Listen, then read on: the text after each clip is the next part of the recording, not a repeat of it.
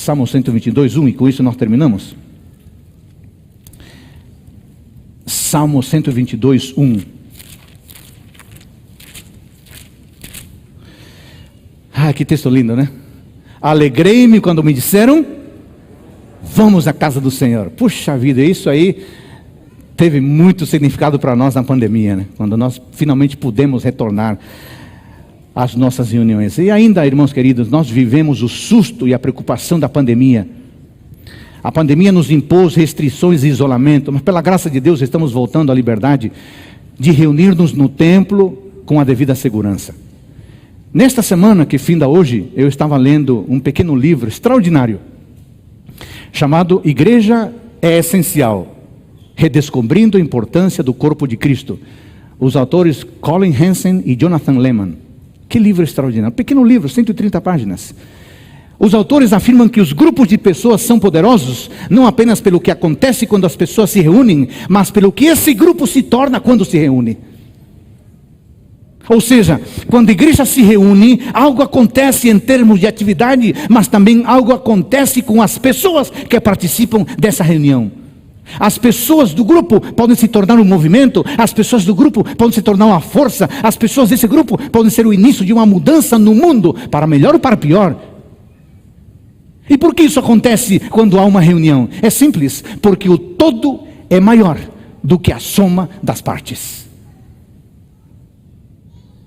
Colin Hansen e Jonathan Leeman perguntam, o que torna os ajuntamentos tão poderosos? E logo eles respondem, simples, o fato de você estar fisicamente presente, é isso que torna um movimento poderoso. Ali, presente, fisicamente, você vê, você ouve, você sente, você se emociona, você chora. É diferente de assistir algo em uma tela, na qual você está fisicamente distante do que está assistindo. Uma reunião, um ajuntamento literalmente cerca você, aproxima você, aperta você. Isso define toda a sua realidade. E por isso reuniões presenciais são tão poderosas. Amigos e irmãos, ajuntamentos mudam vidas. Reuniões mudam culturas. Grupos reunidos mudam o mundo. Pessoas reunidas podem se tornar poderosas, podem se tornar consagradas, e pessoas consagradas são reavivadas, e pessoas reavivadas mudam o mundo. De fato, a igreja, a reunião da igreja molda a cada um de nós. Ela nos molda como indivíduos, mas ela também nos molda como coletividade, e nos molda como cultura, e nos torna uma força em movimento. Reuniões no templo, presenciais no templo, nos moldam como cidadãos pertencentes à cidade de Deus. E os irmãos e irmãs reunidos oferecem um testemunho visível para o mundo inteiro ver. Eles dizem ao mundo que somos cidadãos do céu. O que está acontecendo ali? Por que essas pessoas se reuniram? É a pergunta de quem vê um grupo reunido em movimento.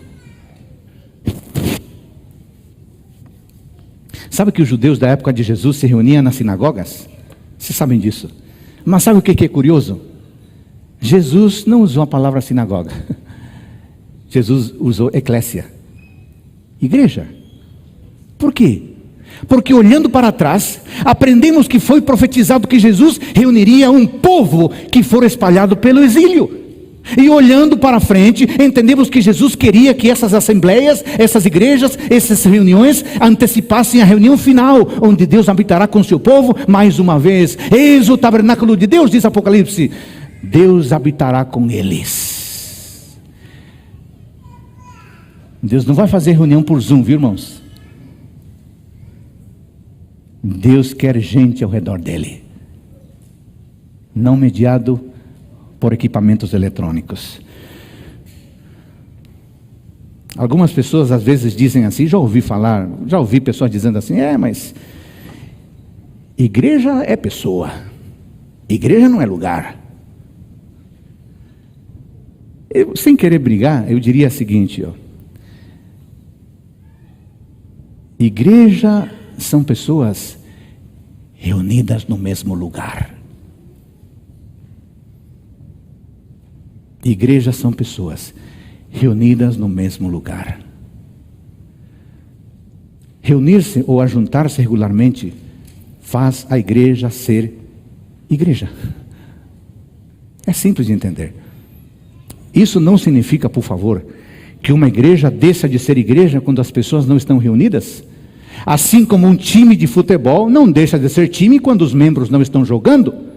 O ponto é que reunir-se regularmente é necessário para que uma igreja seja igreja. Assim como um time tem que se reunir regularmente para jogar, para demonstrar que é um time.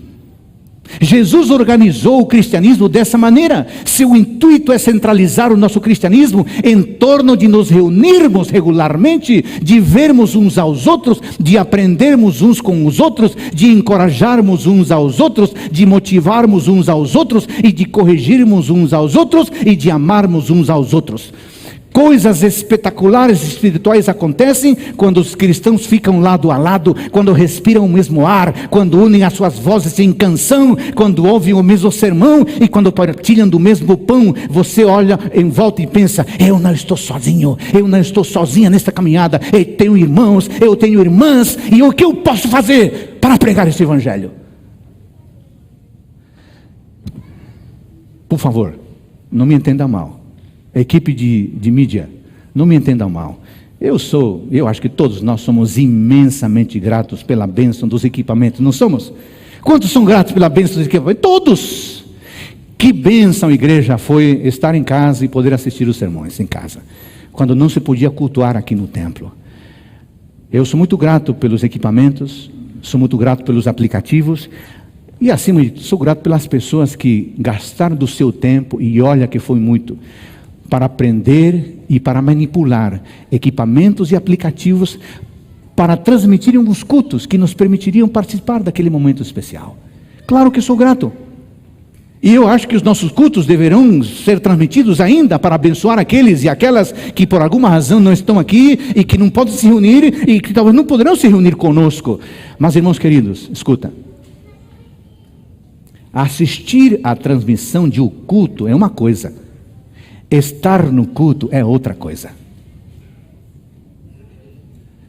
Eu, por força do trabalho, viajo muito. Toda vez que eu viajo, fico distante, eu gosto de olhar para algumas fotos da minha esposa.